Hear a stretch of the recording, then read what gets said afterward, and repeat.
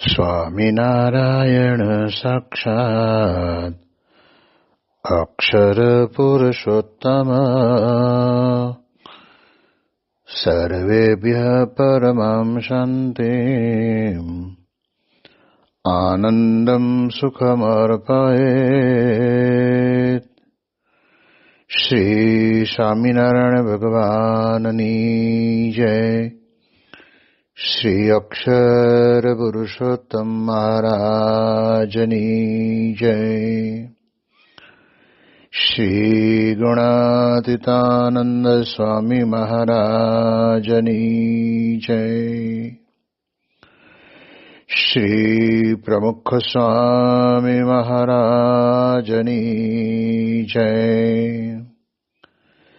શ્રી મહંત સ્વામી મહારાજની જય. પ્રગટ ગુરુ હરિ પરમ પૂજ્ય મહંત સ્વામી મહારાજની આજ્ઞા અને આશીર્વાદથી આપણે બધાય નિત્ય પ્રાતઃ કથાનો લાભ લઈ રહ્યા છીએ. આજે આપણા માટે ફેબ્રુઆરી મહિનાની 8મી તારીખ અને ગુરુવારનો મહાપવિત્ર દિવસ છે અને 1150મી સભા થાય છે અને કહત હૈ સહજાનંદ એ વિષય ઉપર 801મો દિવસ થાય છે. ભગવાન સ્વામિનારાયણ ગઢડા પ્રથમ પ્રકરણના 54મા વચનામૃતની અંદર આપણને બહુ જ સરળમાં સરળ રસ્તો બતાવે છે. આધ્યાત્મિક માર્ગની ઊંચાઈ પકડવી હોય તો વ્યક્તિને ઘણી બધી પ્રકારના પ્રલોભનો પણ આડા આવતા હોય છે અને વિઘ્નોની તો કોઈ વાત ન કહેવાય એવી પરિસ્થિતિ ઊભી થતી હોય છે. પરંતુ મહારાજ પોતે આ લોકની અંદર પ્રગટ થયા અને એમણે પોતાની હયાતીની અંદર પોતાના દર્શન માત્ર કરીને અનંત પતિત જીવનો ઉદ્ધાર એમણે પોતે કર્યો.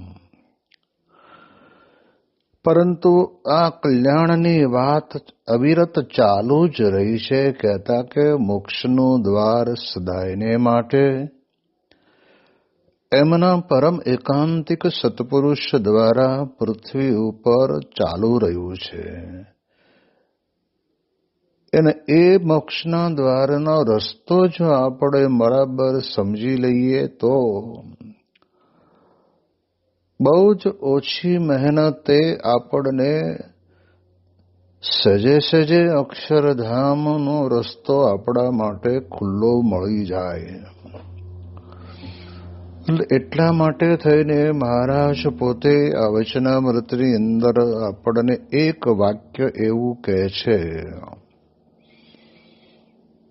કે પોતાના સંબંધીને વિશે જેવો દ્રઢ પ્રસંગ છે એવો જ પ્રસંગ ભગવાનના પરમ એકાંતિક સત્પુરુષની સાથે કરવામાં આવે તો એનો મોક્ષનું દ્વાર ખુલી જાય છે અને એના દ્વારા ભાગવત ધર્મનું પોષણ પણ થાય છે. આપણે જાણીએ છીએ કે માણસ પૈદલ ચાલીને જાય અને 1000 કિલોમીટર કાપવા હોય તો ઘણા બધા દિવસો થાય. એમાં પોતાની સાથે પોતાની જીવન જરૂરિયાત વસ્તુને લેવી હોય તો એનું પણ વજન પોતાના માથે જ આવીને ઊભું રહે. અને એવું જ ન કરવું હોય તો રસ્તાની અંદર જ્યાં જ્યાં એને ગામ મળે ત્યાં ભિક્ષાવૃત્તિ કરીને પોતાના પેટનું પોષણ કરી લેવું પડે. એવા કોઈક ગામની અંદર મળે પણ ખરું ને ન પણ મળે એવો જ પ્રશ્ન થાય. અને એમાં પણ કહેવાય છે કે જો ખરેખર જ્યાં જવું છે ત્યાંનો રસ્તો આપણે ભૂલી ગયા તો જ્યાં જવું છે ત્યાંને બદલે બીજે જઈને ઊભું રહેવાય. અને એ આપણા માટે બહુ જ દુઃખદાયક ઘટના બનતી હોય છે. પરંતુ સત્પુરુષની સાથે આપણે દ્રઢ પ્રસંગ કરી દઈએ તો પૃથ્વી, જળ, તેજ, વાયુ, આકાશ, મહતત્વ, પ્રધાન પુરુષ, પ્રકૃતિ પુરુષ, આ બધું જે કંઈ છે કે અષ્ટાવરણ છે બધાથી પર આપણે બહુ જ સહેજે સહેજે પહોંચી શકીએ. જેમ યોગીજી મહારાજ પોતે વાત કરીને કહેતા કે આપણા ઘરની અંદર કીડી મકોડા રહેતા હોય અને એને કાશીની યાત્રા કરવા જવું હોય તો કેવી રીતે જઈ શકે?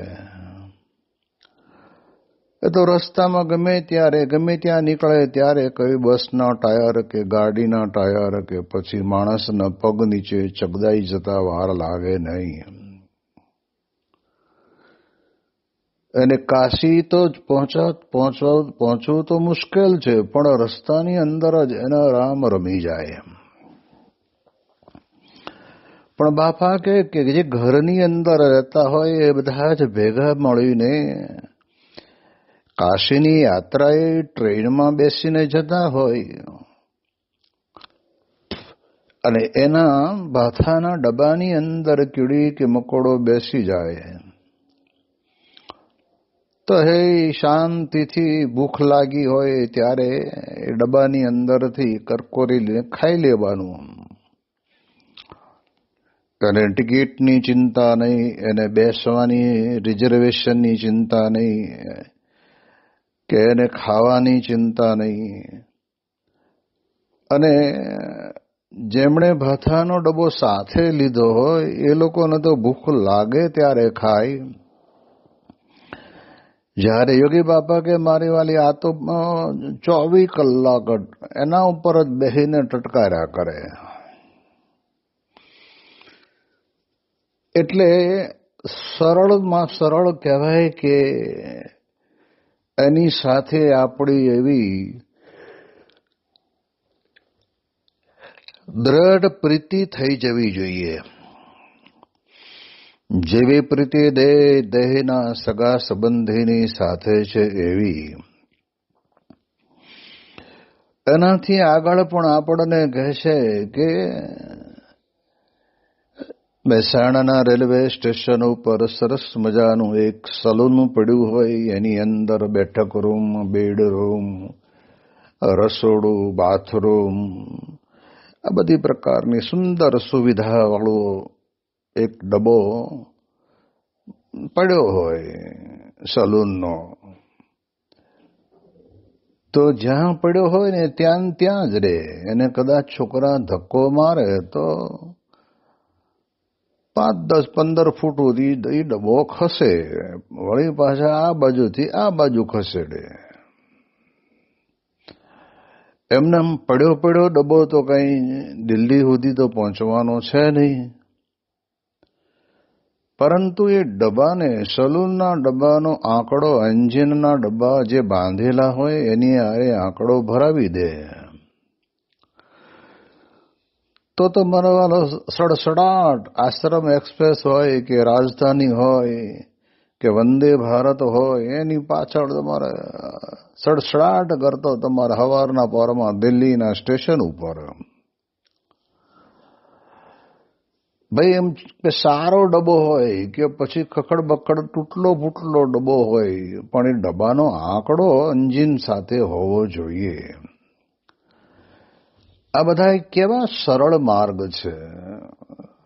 બાકી ધક્કો મારીને દિલ્હી પગાડવો હોય તો બહુ અસંભવ છે. ત્યારે તો કાંઈ મહેનત કરવાની નહીં. એમ સ્વામી કહે છે કે સત્સંગની અંદર આપણને ભગવાનનો આશરો આવા ગુણાતીત સત્પુરુષ કરાવે છે. અન્ય જગતની અંદર લોકો પોતાની પરંપરાની અંદર ચાલી આવતી ભગવાનની એ ભક્તિના દોર સમાન ઘરની અંદર મૂર્તિ હોય, મૂર્તિને અમે અમારા ભગવાન અને અમે એમના, એ વાત વાસ્તવિક સાચી છે. પણ સત્પુરુષ જ્યારે ભગવાનની સાંગોપાંગ ઓળખાણ કરાવે ને પછી એને મનની અંદર ક્યારેય પણ બીજો વિચાર આવે નહીં. અને એટલા જ માટે આ લોકની અંદર ભગવાનના પરમેકાંતિક સંતને ભગવાન સાથે લઈને આવ્યા છે. એટલે પછી આપણે જે ભજન કરીએ ને એ ભજનનો આનંદ જુદો. આપણે જે ભગવાનને મળવું છે એ જ ભગવાનનું જેવું છે એવું સ્વરૂપનું જ્ઞાન આપણને સંત બતાવે. આપણે ત્યાં વાતો કરે છે ને સંતો કે બાળકને એની માતા એના પિતાનો જેવો છે એવો નિશ્ચય કરાવે, એવો બીજો તો કોઈ કરાવી શકે નહીં. ખાલી એટલું કે છોકરા આ તારો બાપ છે. પણ બાપની અંદર રહેલા જે સદગુણો છે, બાપની અંદર રહેલી ખાનદાની છે, બાપની અંદર રહેલું ધીરજતાનો મોટો ગુણ છે, આ બધી આંતરિક વૈભવની વાત કરે ને એ માણસના જીવનની અંદર બહુ જ અસર કરે. બાકી આ લોકનું તો ગમે તેટલું હોય, ગમે તેની પાસે બધું અહીં મૂકીને જતું રહેવું પડે છે. અને એટલા જ માટે થઈને આપણે વિચાર કરવાનો, એ માતા છે એ બધી જ પ્રકારના સદગુણોનું વર્ણન કરે. એમ સત્પુરુષ છે એ ભગવાનનું સ્વરૂપનું આપણને આવું જ્ઞાન આપે છે. એટલે આપણને સરળ રસ્તો તો આ એક જ છે. અને આપણામાં પાછું હેતરૂપી માયા પડેલી જ છે. હવે એ જે હેતરૂપી માયા પુત્ર કલત્રા દીકરી વિશે આપણે એનો ઉપયોગ કરીએ છીએ, એને બદલે આપણે ભગવાન અને સંતની સાથે એવા હેતથી જોડાઈએ ને તો મોટા પુરુષ કેવા રાજી થઈ જાય. ગુણાતીતાનંદ સ્વામીની પાસે કોઈ હરિભગત આવ્યા હશે ને સ્વામીને એવું કીધું કે સ્વામી હું તમારો, સ્વામી હું તમારો, સ્વામી હું તમારો 3 વખત બોલ્યો. અને ત્યારે ગુણાતીતાનંદ સ્વામી પોતે કઈ સૂતા હશે ને બેઠા થઈ ગયા. અલ્યા તું જગતનો નહીં, લોકનો નહીં, સંબંધીનો નહીં, માયાનો નહીં, અને મારો જા. હવે તારે કઈ કરવું રહ્યું નહીં, સીધો જ અક્ષરધામની અંદર તને બેસાડી દઈશું. સત્પુરુષનો જ્યારે આપણે બનીએ છીએ ત્યારે સત્પુરુષ આપણને હાથેવાળો હરિસંગાતે કરી આપે. ભગવાનની સાથે એવી પ્રીતિ કરાવી દે ને પછી સંસાર વ્યવહારની ક્યાંય પણ કોઈ પણ રીતે કરીને આપણને એમાં પ્રીતિ રહે નહીં. એટલે આપણે વિચાર એ કરવાનો છે કે એ આવા ધર્મ જ્ઞાન વૈરાગ્ય અને મહાત્મા જ્ઞાને યુક્ત એવી એકાંતિક ભક્તિવાળા સત્પુરુષોની આપણને પ્રાપ્તિ થઈ છે. આ જેને નથી મળ્યા એને આજે તો ભવિષ્યની અંદર પણ સત્પુરુષ વિના તો સ્વામી કે આ કામ બહુ સહેલું બનશે નહીં. અને એટલે જ લખ્યું છે ને કે અનેક જન્મ સંસિદ્ધસ્તતો યાતિમ પરામ ગતિમ. અનેક જન્મ સુધી આવી રીતે યાત્રા ને તીર્થ ને વ્રત ને ધ્યાન ને માળા ને માનસી ને બધું કર્યા જ કરે પછી એનું ફળ ભેગું થાય અને એના કારણે કરીને એને સત્પુરુષનો યોગ થાય પછી કામ નીકળે. આપણે ત્યાં કંઈ બનાવટ કરવાની કોઈ વાત છે જ નહીં. મહારાજના વખતથી અક્ષર બ્રહ્મ દ્વારા મહારાજ પ્રગટ રહ્યા છે એની પ્રતીતિ આપણને બધાને આવે છે. જેમ મહારાજના ધામગમન પછીના એક હરિભક્ત, હું નામ ભૂલી ગયો છું, પરંતુ એ પોતે જ્યારે ફરતા ફરતા ગરડા ગયા, વડતાલ ગયા, ધોલેરા ગયા, અમદાવાદ ગયા, ભુજ ગયા, બધે ફરતા ફરતા નીકળ્યા ત્યારે મનમાં હતાશા એવી થઈ કે આ 5 મંદિરોની અંદર હું આવ્યો, પણ મહારાજના વખતની અંદર જે કથા વાર્તા ભજન કીર્તન અને મહારાજની મૂર્તિનું જે સુખ આવતું હતું એવું સુખ આપણને મળતું નથી. અને છેલ્લું જુનાગઢ આવ્યો ને જુનાગઢની અંદર જ્યાં અક્ષર બ્રહ્મ ગુણાતીતાનંદ સ્વામી પોતે 40 વર્ષથી ત્યાં મહારાજે એમને મૂકેલા. કારણ કુરજી દવે જ્યારે પોતે પોતાના જીવનની અંદર રામાનંદ સ્વામી પાસેથી વરણી ઉપર લખેલો પત્ર લઈને આવ્યા અને પત્ર નીલકંઠ વરણી મહારાજને આપ્યો અને ત્યારે મુક્તાનંદ સ્વામીનો પત્ર મુક્તાનંદ સ્વામીને આપ્યો. મુક્તાનંદ સ્વામીએ કંઈક રામાનંદ સ્વામીની પ્રસાદી આપી.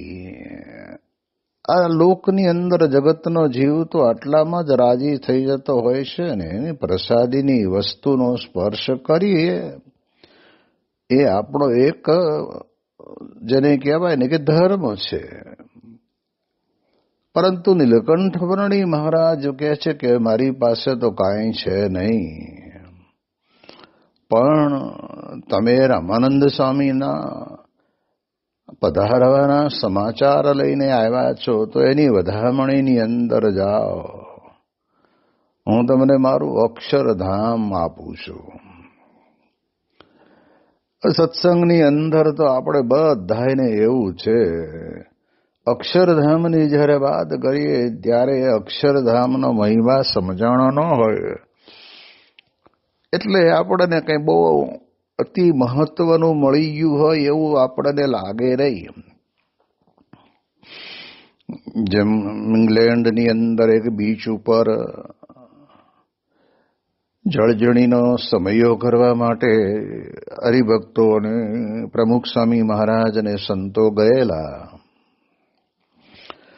અને ત્યાં આગળ તે વખતે જેનો બીચ હતો એને તે મહાપૂજાની અંદર એને બેસાડ્યા હશે અને સ્વામીએ આશીર્વાદ આપીને કહ્યું કે તમે આજે આવું સરસ મજાનું ભગવાનને જળ ઝીલાવવા માટેનું આ તમારું સ્થાન આપ્યું એટલે અમે ભગવાનને પ્રાર્થના કરીએ છીએ કે તમને અક્ષરધામ મળે.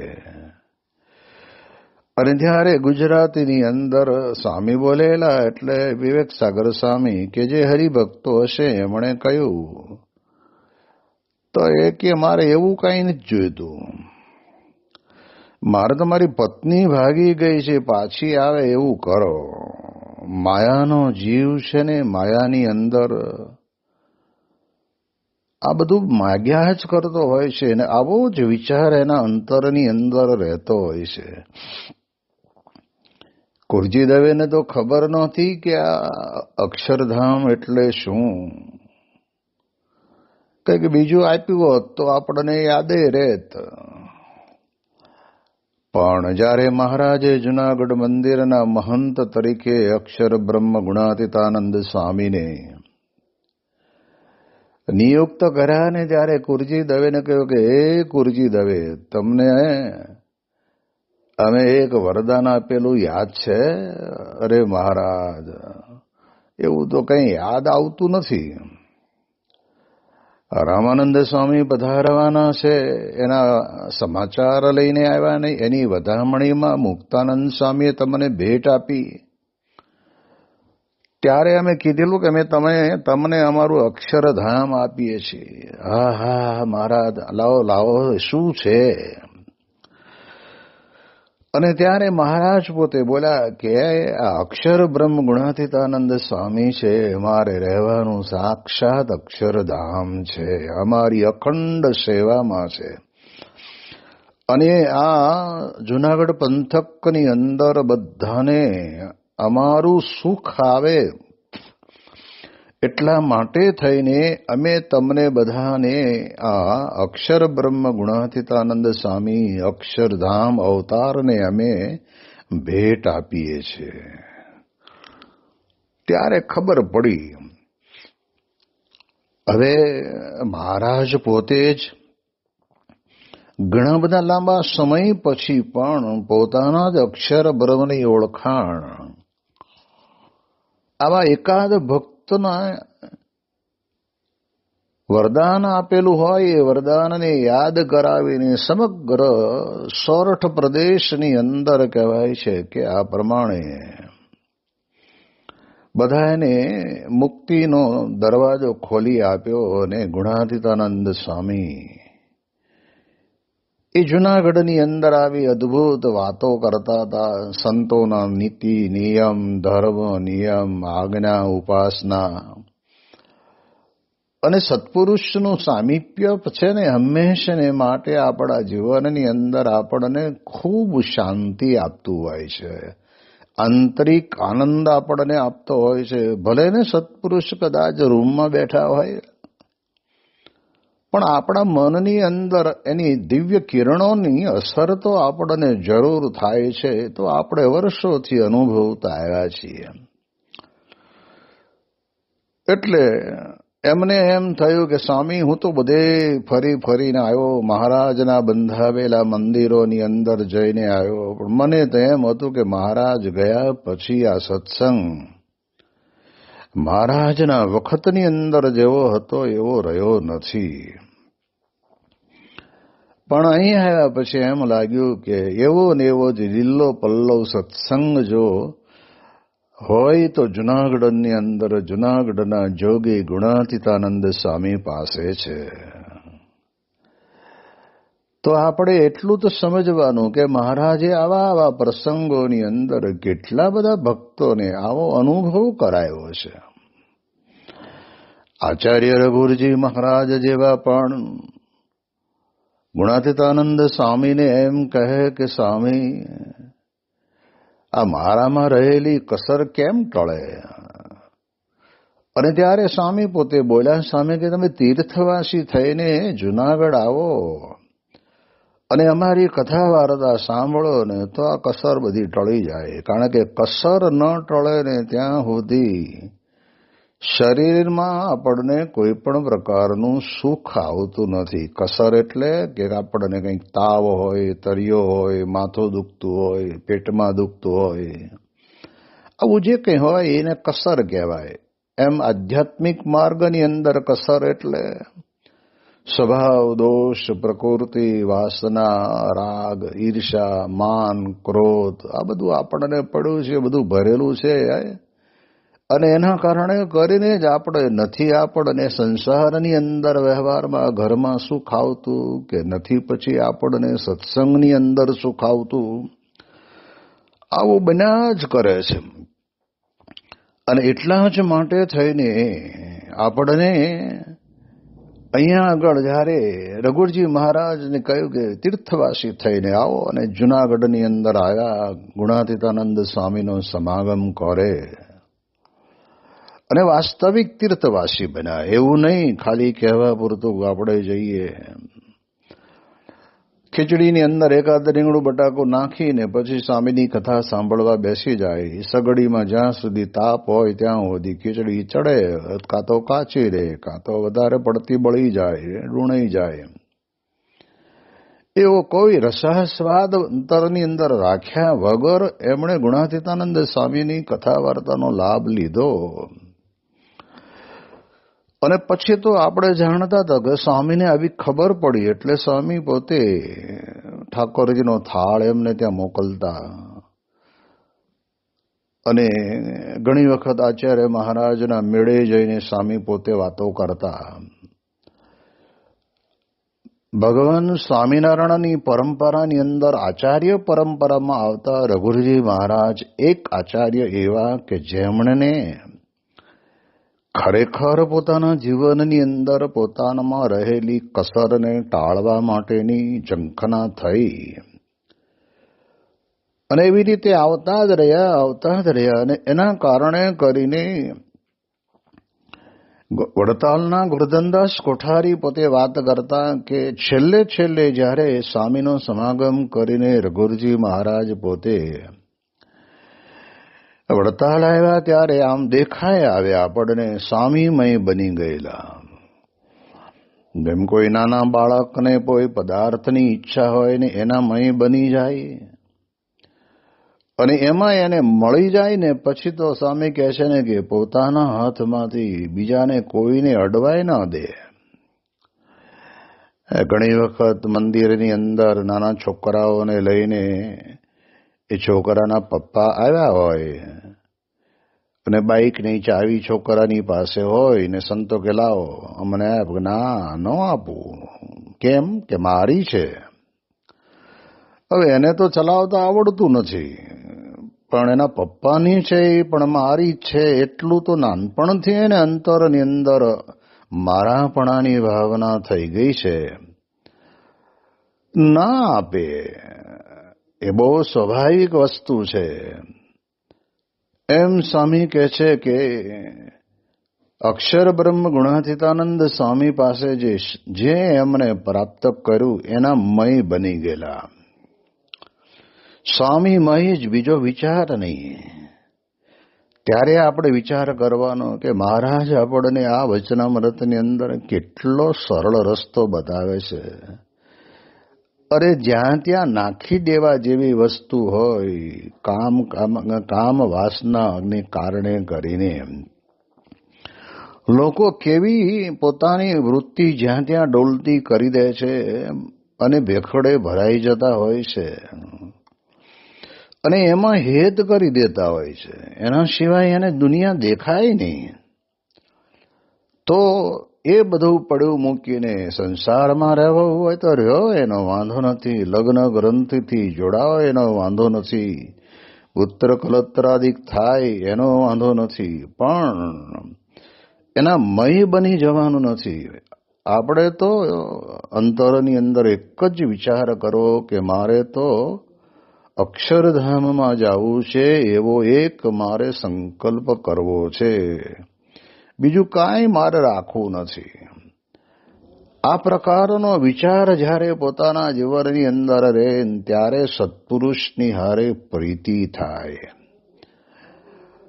પણ એ પ્રીતિ કરાવવા માટે થઈને પણ અક્ષર બ્રહ્મનો સમાગમ તો અતિ આવશ્યક છે. એ વગર તો શક્ય નથી. શિવલાલ શેઠને જ્યારે જુનાગઢ જવું હોય એમ વાત કરે ને કે તું મને ભાથું બનાવી આપ, તો ના પાડે, કાંઈ જવું નથી. હમણાં તો જઈને આવ્યા, હવે કેટલી વખત જવાનું.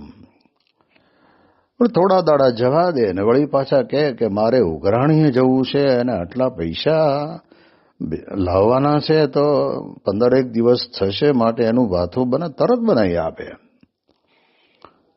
એ બનાવી આપેલું ભાથું લઈને ઉઘરાણીને બદલે તો સીધા જ ઉપડે જુનાગઢ અને જુનાગઢની અંદર ગુણાતીતાનંદ સ્વામીનો સમાગમ કરે અને ત્યારે એમને સાચી વાત સમજાવી. એ સોનું લીધું ને દીધું ને એમાં જે રકમ આવી એની અંદર સ્વામી પોતે બોલ્યા કે શિવલાટ હોનું લેવાનું મન થયું પણ બાજરાના ડુહા લેવાનું મન થયું, એમાં કઈ છે જ નહીં. એમ સ્વામી કહે છે કે અક્ષર બ્રહ્મના સમાગમમાં આવ્યા છીએ તો જેટલો બને એટલો સમાગમ કરી લેવો પણ હવે આ લોકની અંદર જે બધા સોનું ને ચાંદી ને રૂપું ને બધું આમ પ્રકૃતિ પુરુષ સુધી તો બધું રાખના પડીકા છે. માટે એવું લેવાનો વિચાર કરવો ને આવા શબ્દો કોણ કહી શકે કે જેને અક્ષર બ્રહ્મની સાથે આવી પ્રીતિ થઈ હોય એને કહી શકે અને એ સમજી શકે. આની વિશેષ વાતો આપણે આવતીકાલે કરીશું. શ્રી સ્વામિનારાયણ ભગવાનની જય.